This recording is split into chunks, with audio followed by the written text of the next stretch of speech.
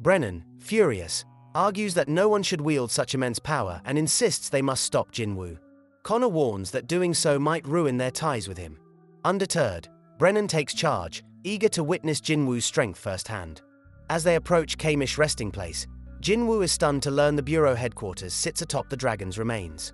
When Brennan opens the sealed chamber, Jinwoo feels a surge of powerful mana and considers how strong Kamish might be as a shadow, even after 8 years. Inside, Brennan explains Kamish once slaughtered hundreds of elite hunters and that its essence now powers the building. Jinwoo attempts a shadow extraction, failing at first, but succeeds on the second try. Kamish's shadow emerges with a thunderous roar, shattering the lights. Realizing Jinwoo is the Shadow Monarch, he calls him the King of the Dead. But Kamish quickly loses control, turns aggressive, and decides to kill everyone present. Kamish effortlessly cracks the reinforced glass, terrifying Brennan, who knows it was strengthened with top-tier hunter mana. As the barrier shatters completely, Kamish prepares to unleash a devastating breath attack.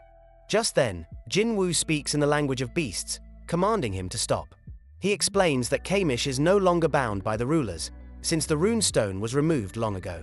The agents are stunned to hear Jinwoo speak this ancient tongue. Kamish, moved, kneels before Jinwoo, revealing he once served the Monarch of Destruction. Jinwoo senses the fierce will within him and realizes shadows can retain strong identities. Kamish admits Jinwoo's power exceeds any he's known and shows affection by wagging his tail, leaving the Bureau speechless. Realizing the summoning came too late, Kamish says his final goodbye, jealous of the other shadows who serve forever. He warns Jinwoo of 4 humans with ruler powers, thanks him, and fades back into nothingness. The system informs Jinwoo that the shadow extraction failed due to Kamish being dead for too long. Disappointed, Jinwoo apologizes to the director for the disruption, offers to pay for damages, and leaves the facility.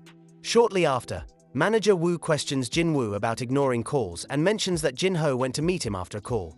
Jinwoo is confused, saying he never contacted Jinho. Adam overhears and checks the visitor logs. Jinho's name isn't listed.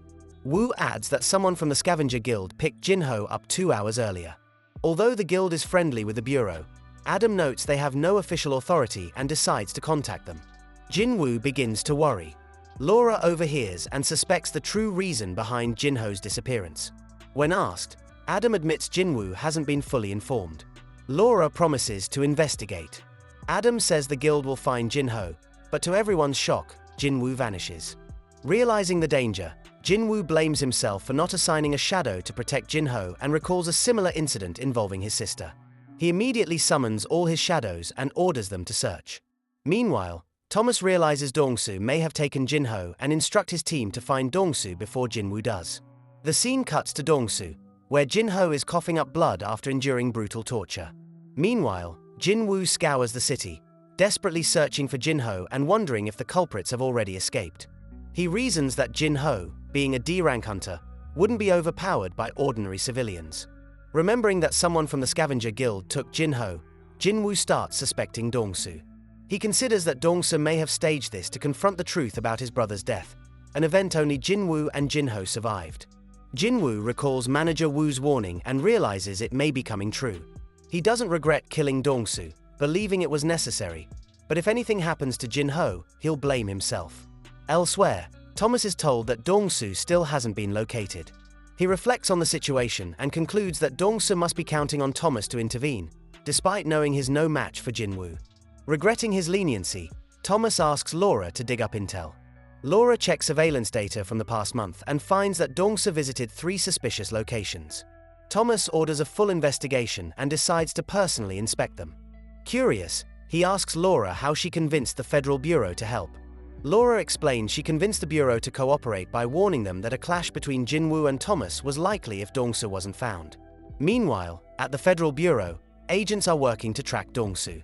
Adam reports that all 100 Scavenger Guild hunters are mobilized, even cancelling a raid, clearly acting under Thomas's command. Connor realizes the situation is escalating and urges caution. The scene shifts to an abandoned factory where Jinho lies unconscious, battered and blooded. One hunter expresses concern about his condition, but Dongsu brushes it off, insisting he just wants the truth about his brother's death. Though Thomas had warned him not to touch Jinho, Dongsu believes the answer lies with him, the other survivor of the raid.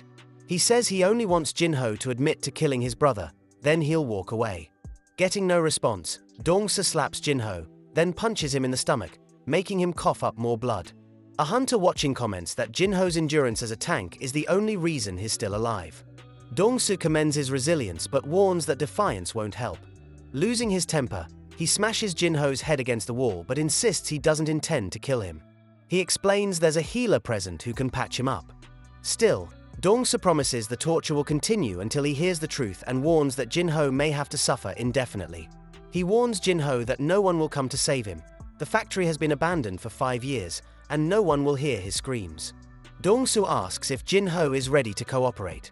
Jinho replies slowly, with a faint smile, telling him to piss off. Furious, Dongsu strikes Jinho's head again. One hunter, uneasy with the violence, pleads for Dongsu to stop, fearing murder. But Dongsu, determined to uncover the truth, insists he's just getting started. Suddenly, he senses movement, a high orc's shadow nearby. Dongsu prepares to fight, but as he moves in, a flash of light reveals Jinho using his shadow exchange skill. The scene shifts to Jinho's apartment, where his mother wonders what he's up to. Baru overhears and thinks no one can match Jinho. They both see Jinho on the news. His mother excitedly calls out to him, and Baru feels pride but senses Jinho's anger. At the Knights Guild, Jongsu warns of rising dungeon accidents and urges caution. Yuntai spots a trembling shadow but Jongsu dismisses it as paranoia, telling Yuntai to rest.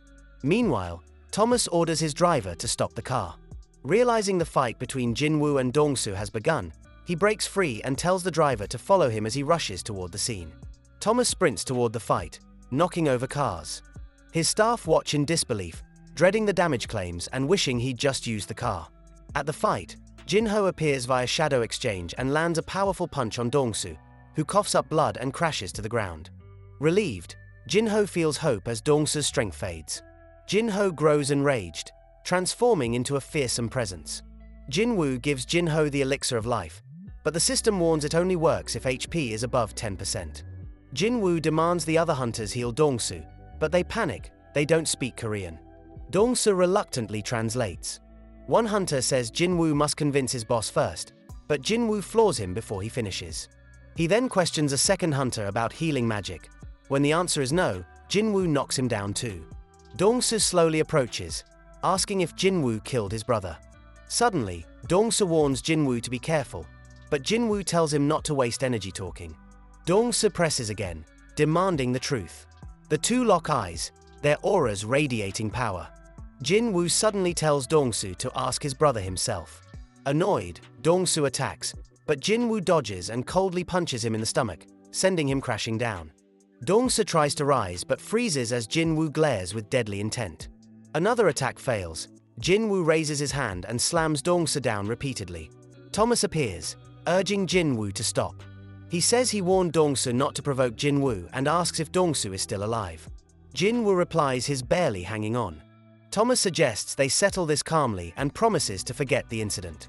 Jinwoo asks what happens if he refuses. Thomas warns next time it won't be a request but an order. Jinwoo throws Dongsu into the air, declaring he'll ignore Thomas. Dongsu, realizing his goal is met, prays Thomas will kill Jinwoo. Thomas and Jinwoo glare fiercely at each other. Thomas asks if Jinwoo knows who he is. Unfazed, Jinwoo says it doesn't matter. Thomas sees Jinwoo is ready to fight regardless. The scene shifts to Thomas's childhood, growing up poor and surrounded by enemies. The universe grants Thomas immense power to crush his enemies. Through endless battles, he proves to be a natural fighter, seizing every chance to become a true king. He crushes all who stand in his way, believing violence is his justice. His past taught him how to command obedience. Back at the fight, Thomas blames Jinwoo's ignorance for their conflict and launches an attack. Scavenger Guild members arrive to help but are shocked by the massive shockwaves from the fight. One blast destroys everything nearby. Seeing Thomas struggle, the guild offers aid, but he stops them, knowing they'd hinder him. Jinwoo orders Igris and Kaisail to take Dongsu to the hospital. Thomas buffs himself with his guild support, while Jinwoo summons his shadow army. Thomas, excited by the shadows, declares only a true challenge is worth his time. He no longer cares about Dongsu and aims to restore his pride by defeating Jinwoo. Still, Thomas offers Jinwoo one last chance: admit mistakes and surrender, or die. Jinwoo defiantly flips him off. Furious, Thomas warns he'll regret refusing. Thomas activates his reinforcement skill, boosting strength and defense. Jin Woo commands his shadows to attack as Thomas signals his hunters to join. Shadows clash with Scavenger Guild hunters, who form mana shields to defend, but shadows try to climb over them. Thomas breaks through the shadows and targets Tusk, shattering his shield and defense. Seeing his hunters struggling, Thomas smashes through the factory walls. Jin Woo stomps the hunters with his commander's touch and spots Thomas charging. Iron rushes to stop Thomas but is knocked away. Shadows search for Iron, giving Jin Woo a chance to strike Thomas from behind. Jin Woo lands a powerful punch and attacks with S-rank daggers, but they fail to cut Thomas. Thomas laughs and punches Jin Woo back, mocking national-level hunters. Using his capture skill, Thomas pulls Jin Woo toward him, demanding Jin Woo recognize their strength gap. Jin Woo counters with his commander's touch, freezing Thomas and trying to crush him. Thomas resists and pulls Jin Woo closer. Jin Woo lands a hard punch, making Thomas cough up blood. Thomas, shocked to see his own blood, is immediately attacked by Jin Woo, who vows to make him regret underestimating him. Jin Woo unleashes relentless strikes from all directions.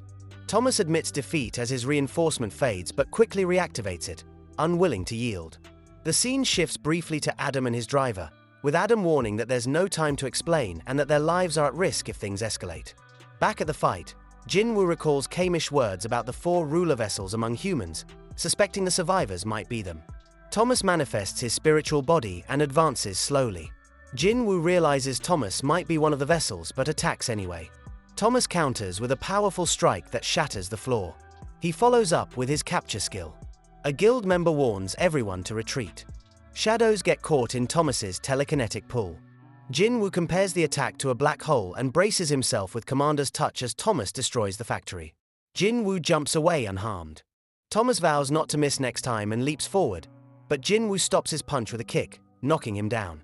Thomas uses his capture skill to pull Jin Woo close, but Jin Woo counters with commander's touch, pulling Thomas in to land a punch. Thomas activates reinforcement to boost defense, but their punches clash, cracking his shield. Shocked, Thomas is sent crashing down. Jin Woo prepares another strike, but Thomas rises, roaring. Jin Woo dashes. Thomas swings, but Jin Woo dodges. Thomas's punch shatters the floor, yet Jin Woo grabs him and smashes his face. The Federal Bureau of Hunters arrive, stunned by the shockwaves. One warns of danger as they see Thomas being beaten. They ask Adam what to do. He insists on stopping the fight at all costs. The members doubt it's possible against Jin Woo's speed and strength. Jin Woo relentlessly pummels Thomas, who wonders if he'll lose but refuses to quit, launching a last attack. Jin Woo intercepts, smashing Thomas's spiritual body. Thomas boasts of his strength as the great Thomas Endre, claiming Jin Woo's attacks aren't enough. Jin Woo strikes from behind, reminding him it doesn't matter who he is. Jin Woo continues his relentless assault. Adam pleads for him to stop, but Jin Woo breaks Thomas's spiritual body completely. Thomas finally surrenders, and Jin Woo halts his attacks. Adam, stunned that Jin Woo defeated the great national-level hunter, wonders if anyone else could deal such damage and fears the chaos when news spreads. He orders healers to tend to Thomas immediately. A healer reports Thomas's bones are shattered and bleeding heavily. Saving him will require all healers' efforts. The healer adds Thomas endured the fight only because he's a national-level hunter. Anyone else would have died multiple times. The Bureau confirms no other casualties, and Adam feels relief the situation didn't escalate further. Then a member shows Dongsu's corpse, his dead. Sung Jin Woo is nowhere to be found. In South Korea, Jin Woo switches with Baru to use Baru's healing skills. Jin Woo talks to a shadow, noting it's been a while since he returned. Dongsu's shadow kneels, calling Jin Woo king and asks for a name.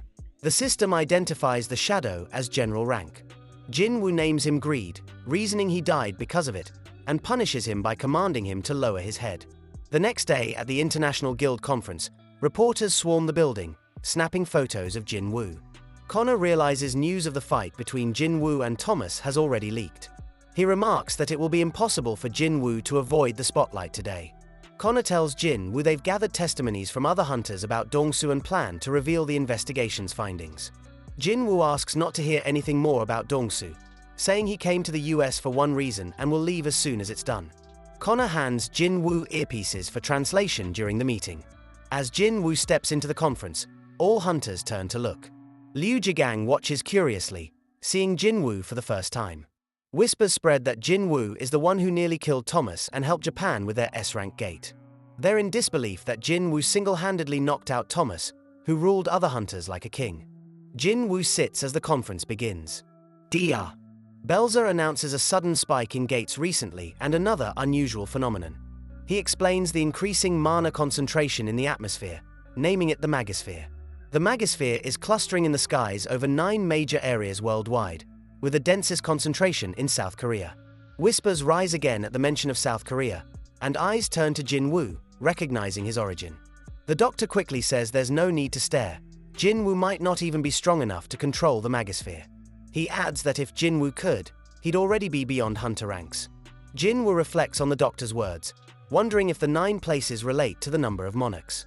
The doctor concludes by saying that since the cause of this phenomenon remains unknown, there is currently no way to counter it and warns that the world may be on the brink of a profound change. Brennan interrupts, asking if the presentation is over and stating he wants to take over from here. He announces a crucial and heartbreaking piece of news. 2 weeks ago, national-level hunter Christopher Reed was murdered by unidentified assailants. The hunters whisper in disbelief, speculating that only awakened individuals as strong as national-level hunters could kill someone like Christopher. Some even wonder if Jin Woo might be responsible, since he already defeated Thomas and might have the strength to take down another national-level hunter. Brennan continues, revealing they will announce Christopher's death publicly tomorrow and urges everyone not to jump to conclusions. He unveils the prime suspect, a picture of Sung Illinois 1. Some hunters note the suspect's striking resemblance to Jin Woo. Jin Woo's rage flares upon hearing about his father, and an overwhelming aura radiates from him. Sensing his immense power, the hunters nervously avoid looking directly at him, dismissing the resemblance with the excuse that all Asian people look similar. Jin Woo suddenly recalls the 4 human vessels who have borrowed the ruler's powers. He wonders why the rulers would send a beast that looks exactly like his father and contemplates if this ties into Kamish's earlier words. Meanwhile, Brennan explains the suspect was first discovered in one of the American gates and identified as a beast capable of speaking Korean. This was why Dong-soo was requested to assist with the interrogation. However, to everyone's shock, the suspect knocked out Dong-soo and escaped, destroying the entire headquarters in the process. Brennan elaborates that, since the suspect was strong enough to defeat Dong-soo, they suspect he may have allied with other humanoid beasts to take down Christopher Reed. The footage of Dong-soo's fight with Sung Illinois 1 plays. Jin Woo notices his father warning Dong-soo not to pursue him, suspecting the suspect is truly his father. Greed, Dong-soo's shadow, confirms this. Brennan asks all guilds to help find the suspect. When questioned if the suspect is a beast, Brennan says his mana matches a beast's but confirms he was once human. The Bureau hides the suspect's identity due to a close connection with a hunter here. Liu Qigong demands to know the relationship to Jin Woo. Brennan reveals the suspect claims to be Jin Woo's father, causing whispers. Liu Qigong asks if Jin Woo will hunt his beastly father. Jin Woo calmly says if his father is a beast, he'll kill him. If human, he'll protect him, even if it means opposing all hunters. After the conference concluded, Adam approached Jin Woo and asked if he truly meant what he said earlier. Without hesitation, Jin Woo confirmed his statement. Adam expressed his disbelief that Jin Woo could make such a bold claim in front of 500 top hunters from 120 different countries. He mentioned that only one other hunter could have dared to say something similar. Curious, Jin Woo asked who that hunter was, and Adam revealed it was Thomas, who was currently in the hospital. Adam then invited Jin Woo to join the banquet, but Jin Woo suddenly noticed Liu Qigong walking toward him. Everyone nearby could sense the tension between the 2 hunters and watched quietly. Liu Qigong started by telling Jin Woo that he had defeated the giant who had crossed the ocean, and Adam translated his words. Surprised, Jin Woo asked Adam if he could speak Chinese. Adam explained that as the head of the Asia region, he was fluent in most Asian languages. Jin Woo asked Adam to keep translating. Liu Qigong shared his experience battling the giant, explaining that it was an extremely difficult fight, especially because the presence of water made it more challenging. He said he had been eager to meet Jin Woo after hearing about another hunter who defeated giants with such ease. Liu Qigong also expressed his approval of Jin Woo for putting Thomas in his place, as he believed Thomas was at fault in their fight. Listening carefully, Jin Woo realized he might have misjudged Liu Qigong and found him to be an intriguing individual. The 2 hunters shook hands. Liu Qigong concluded by saying that he sincerely hoped Jin Woo's father was not the suspect in Christopher Reed's murder case. After this, Liu Qigong walked away. Connor then requested a moment before bringing Selna back into the room. Jin Woo was surprised to see Selna again, as he thought they would never meet after their last encounter. Selna explained that she had been having the same recurring dream every night, a dream where all the elite hunters were being hunted down. Selna shares that the ominous dream she has been experiencing recently came to pass with the death of Christopher Reed. Connor explains that despite their warnings to Reed, he disregarded them, which tragically led to his demise. Selna expresses deep concern that powerful, relentless beings are targeting and hunting down the world's greatest hunters. When Jin-ho asks if this is a warning for him to be cautious, Selna clarifies that her request is different. She wants Jin-ho to protect these hunters rather than just watch out for danger. Selna describes how she tried to identify the faces of those who have been killing the hunters by using her ability to reach their souls. However, instead of seeing their faces, she was overwhelmed by their boundless power and was unable to meet their gaze, forcing her to wake from the dream. She trembles as she recalls that when she did lock eyes with one of these beings, it spoke to her, telling her to go back and wait patiently for the war.